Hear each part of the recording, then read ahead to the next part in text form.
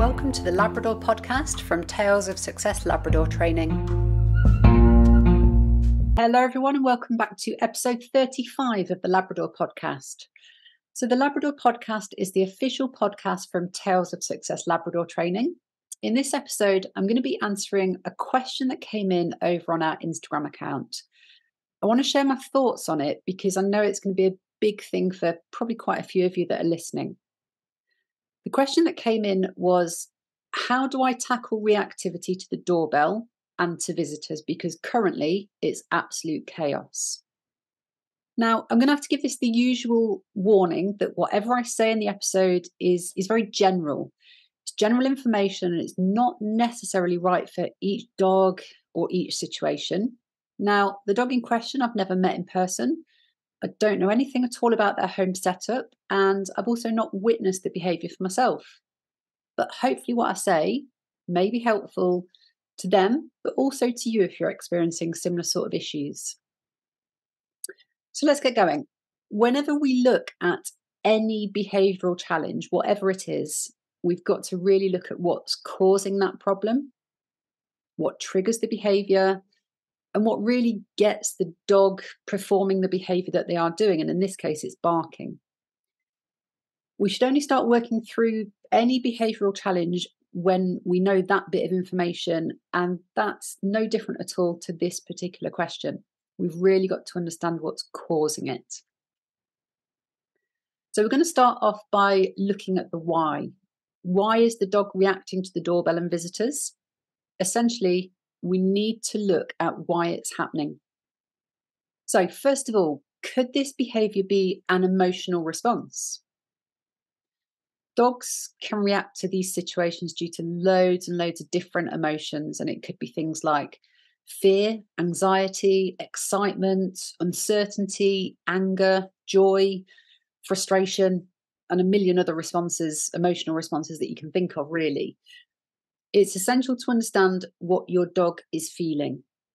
So if you do have this similar sort of problem, if you catch your dog displaying this undesirable behaviour, just take a moment to read their body language, to see what they do when they're barking, and then observe any other clues that they're likely to give you. It's going to help you figure out the emotions that are really driving their actions. And you know your dog better than anyone else. So hopefully you can see whether they're fearful, you can see whether they're excited, stressed, or any other emotion that might be involved in their behaviour. Secondly, this could be happening because actually it's a learned behaviour.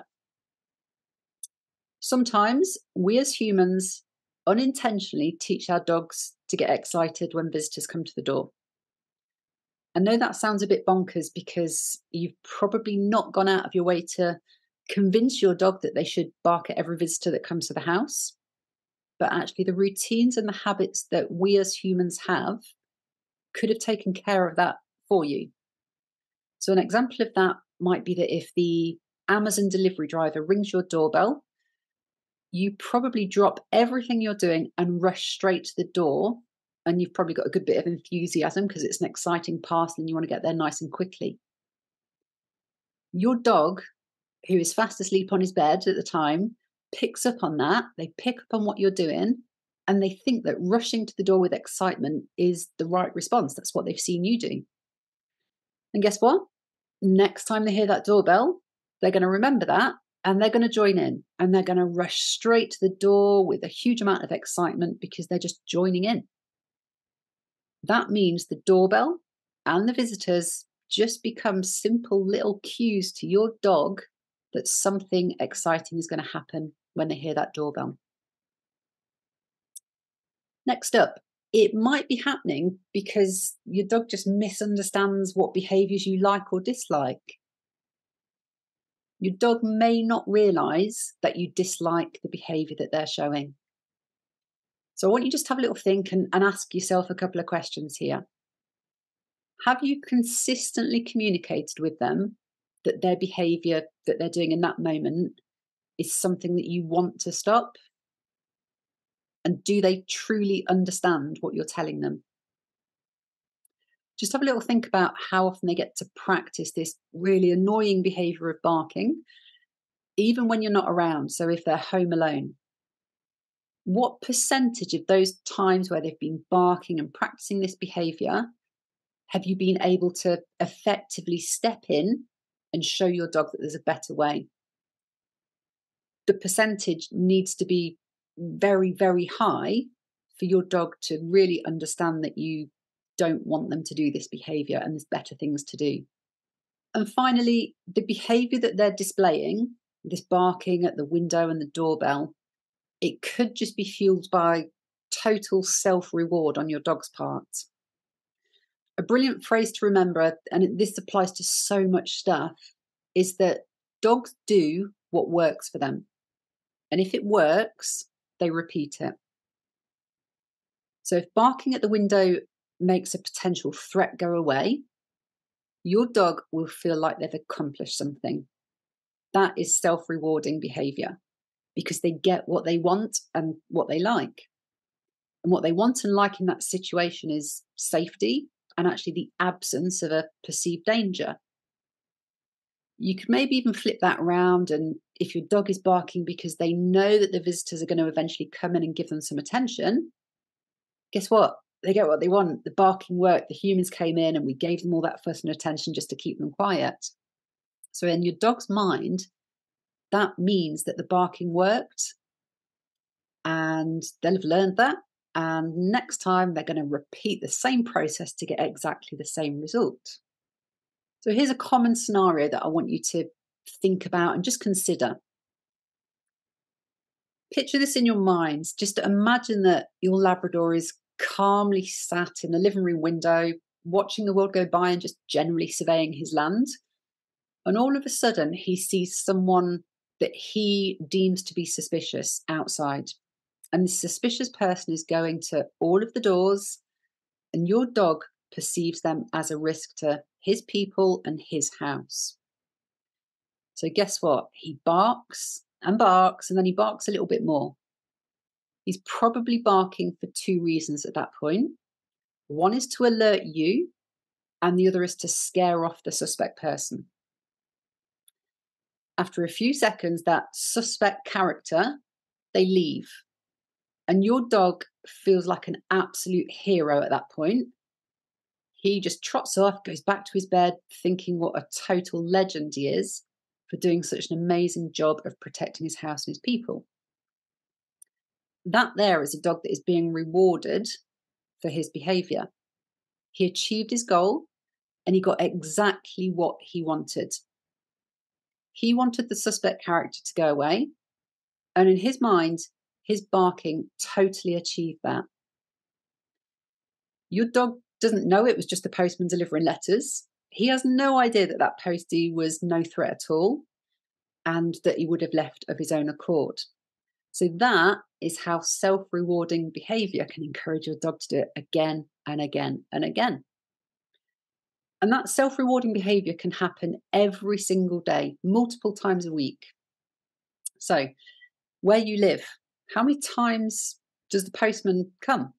How many days in a row does your dog sit in that window practicing this barking without interruption, without correction, without consequences? How many times a week does he do that and think he's doing the most amazing job looking after his house and his people? I suspect your dog is probably getting an awful lot of practice at doing it. So you start to see that your Labrador isn't just randomly barking. He's doing what he thinks is necessary to protect his home and his family. He gets a huge sense of pride from it. It's just like a job well done. And that behavior will probably become a daily routine just because he's so well practiced in doing it. So now we've got a basic understanding of why this annoying behavior is happening. Now we have to figure out how to change the response that your dog is giving. So let's dip into the short term and then also the longer term steps that you can take to really help change your dog's behaviors and the responses that they give. First of all, in the very, very short term, you need to take some steps to manage the situation so that your dog doesn't get a chance to constantly practice this behavior anymore. Let's face it, if your dog is really that bad, we probably don't want them to practice it and get any better than they already are at this behavior. So we're going to look at short-term management, and that really is essentially finding ways to stop your dog from being triggered in the first place. So there's loads of different things you could do, but here's just a couple of suggestions for you. You might try things like blocking access to windows so that your dog can't have uncontrolled access to watch the world come and go. Or you might play some music or some talk radio just in the background, just to start to block out those unusual sounds from outdoors. It could be that you put a note on your door asking people not to knock or not to ring the bell, but instead just leave that parcel they're delivering, just leave it on the doorstep and it's going to be perfectly safe. You could even go as far as taking the batteries out of the doorbell so we don't have that sound being made that's going to trigger your dog. Or just ask your friends to call you up on the phone when they arrive rather than ringing the doorbell or knocking on the door. Now, none of these things will alter your dog's emotional response, but it can often be enough to just buy you a little bit of time while you start out on an appropriate training program. So once you've got that short-term management in place that's going to start to reduce the triggers, you then need to start thinking about a much longer term strategy just to start overcoming it, to improve the situation. And as I said at the beginning of this recording, this is very, very broad brushstrokes advice that I'm giving here, and it's not a one-size-fits-all approach. It's just to give you some ideas to go away and work with. So at this point, I also want to revisit something that I said at the very beginning of the podcast. I asked a question: does your dog know that you dislike their behavior in this particular situation? And it'd be interesting to know what conclusion you came to. What do you think? Do you think your dog truly knows that you dislike the behavior they're giving? And how do you communicate that dislike with them? So if they're behaving this way, what are you doing to tell them that it's wrong or you don't want them to carry it on? And if they do carry that behavior on, if it's doing it again and again and again, what's the consequence? Is there a consequence for them that, maybe they don't want to encounter? Just a couple of things for you to think about, because sometimes we assume our dog knows better, but actually when we really think about it in great detail, that they don't know that they're doing wrong. So to dip into that a little bit more, I've used the word consequence in what I'm talking about. And I want to explain that a little more before anyone starts thinking that means something other than my intention. Dogs don't speak our language. And as a dog in a world where people speak a different language to you, there's a lot of stuff that they need to get their heads around. Life can be pretty confusing for them.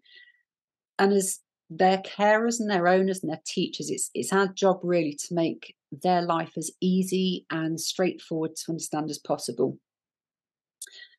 A solid way to do that is go really heavy on the rewards. Reward the amazing things that they do, but also don't be afraid to let them know really clearly if they're doing things that you dislike and that you don't want to be repeated.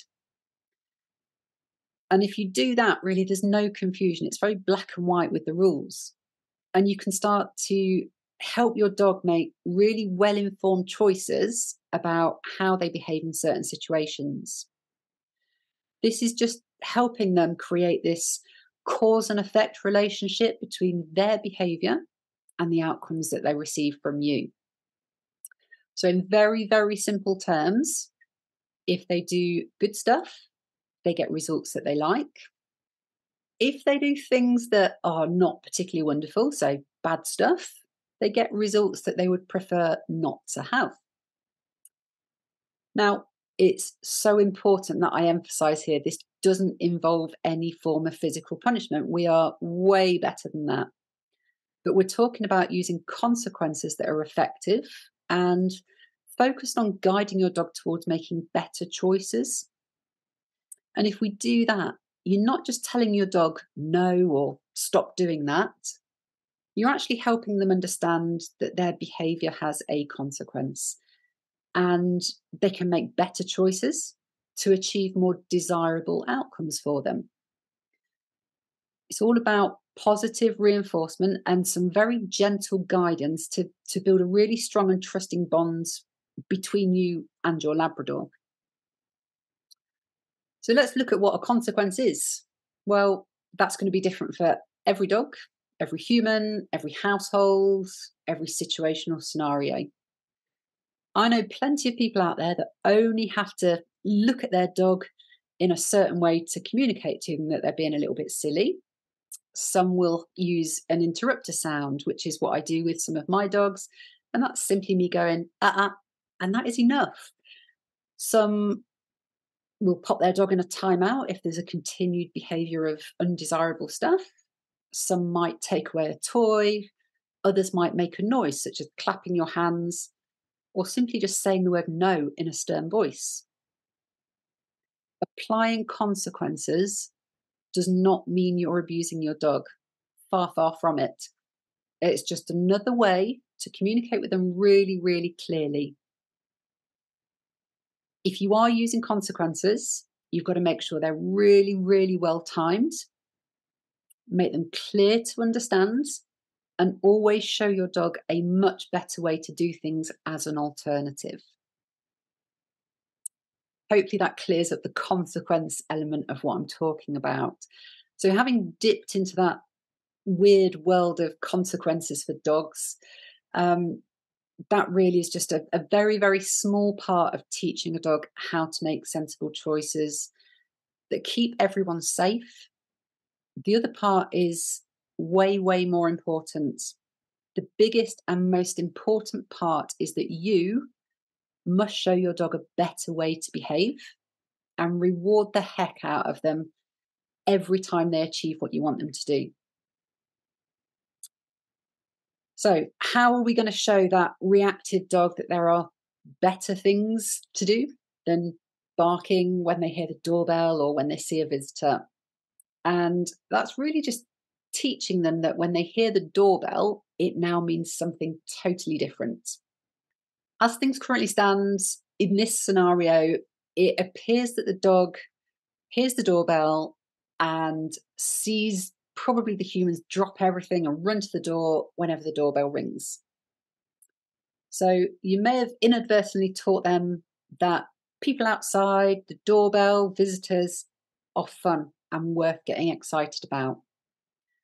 Or maybe that they've learnt that self-rewarding is pretty good too. You now need to think about what you want your dog to do instead.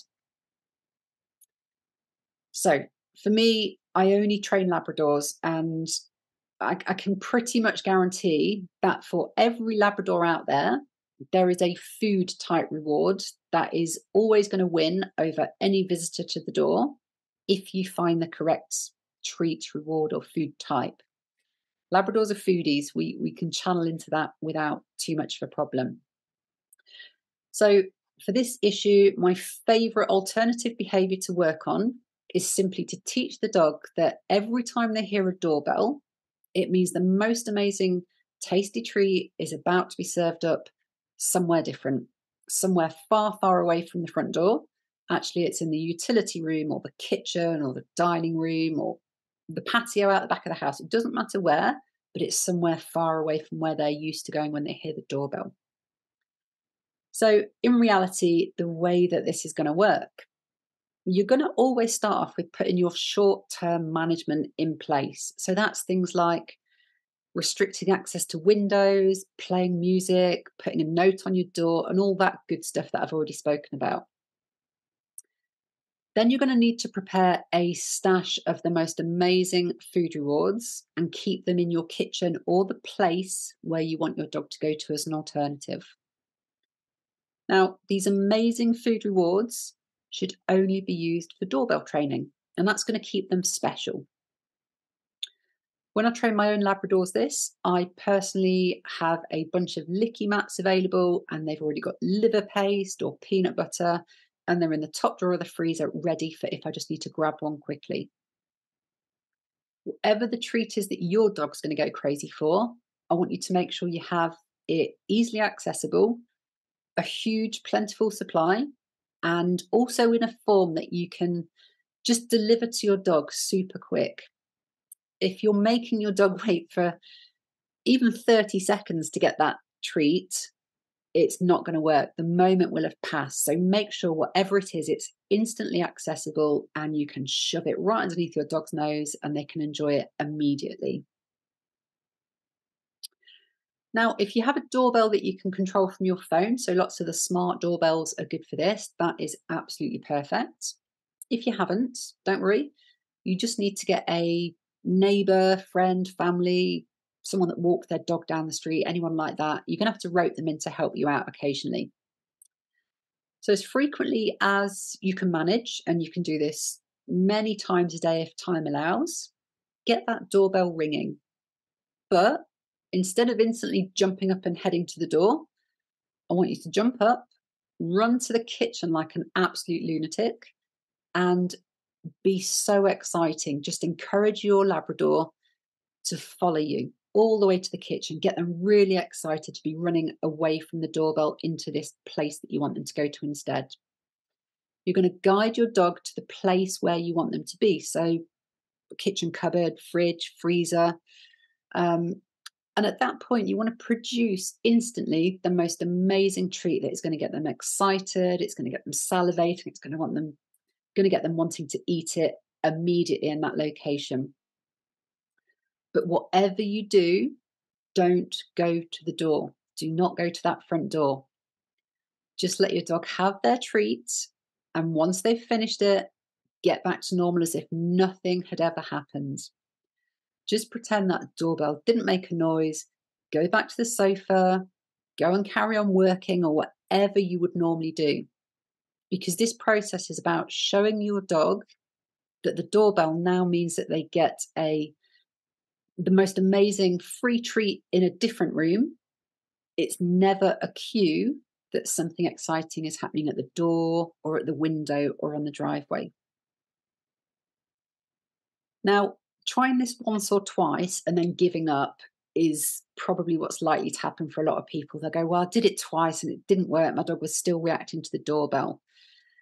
The thing to remember is your dog has practiced their annoying, frustrating behavior of barking at the doorbell, running to the door for months or possibly even years.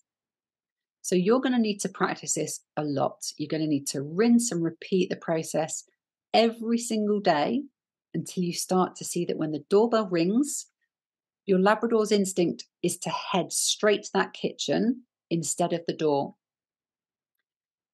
When you notice that happening and you're really starting to crack it, that's the point where we want to start to maybe introduce actual people coming through the front door and put that into the mix as well.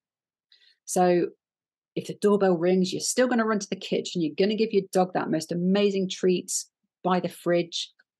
As they're tucking into that treat in the kitchen, occasionally just creep off to the front door, let someone in.